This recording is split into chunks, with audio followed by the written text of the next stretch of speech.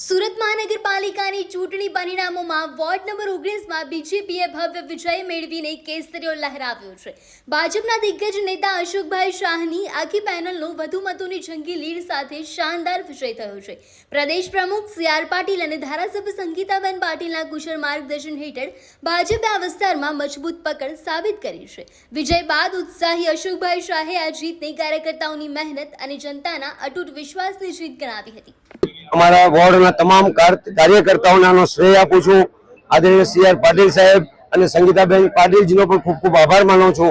અમારા વોર્ડમાં થયેલા પૂર્વ પાર્ષદોએ કરેલા તમામ કાર્યોને જોઈને લોકોએ નાગરિકોએ ફૂલ મત અમને આપ્યા છે અને આગળ પણ અમે આ રીતે જ વોર્ડની અંદર 4 કોર્પોરેટરશ્રીઓ કામ કરતા રહીશું।